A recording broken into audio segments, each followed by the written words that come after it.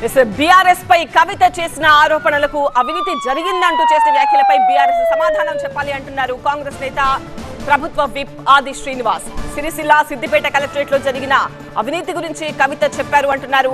సభ నిర్వహించాలని కోరి బీఆర్ఎస్ నేతలు చివరకు పారిపోయారు అంటున్నారు ఆది శ్రీనివాస్.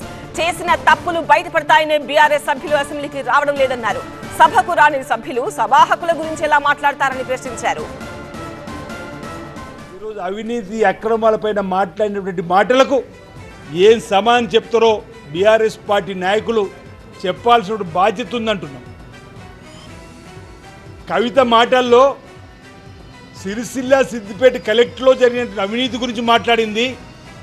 తెలంగాణ కోసం పోరాటంలో అమరులైనటువంటి అమర జ్యోతిలో కూడా అక్రమాలు జరిగినాయి.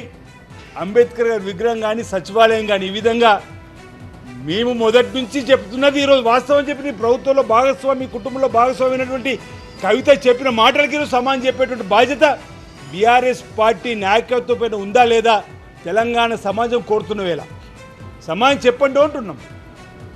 కనీసం కవిత కన్నీళ్లతోని ఇన్ని రోజులుగా మీపై ఆరోపణ చేస్తుంది. కనీసం ఈ కవిత కన్నీళ్లతో మాట్లాడినటువంటి దానికన్నా బీఆర్ఎస్ పార్టీ తెలంగాణ సమాజానికి నిజాలు చెప్తారని చెప్పండి. వాస్తవాలు జరిగిన అవినీతి అక్రమం తప్పైందని చెప్పి తెలంగాణ సమాజానికి మరి వేడుకుంటారని చెప్పిన భావన మాలో ఉంది.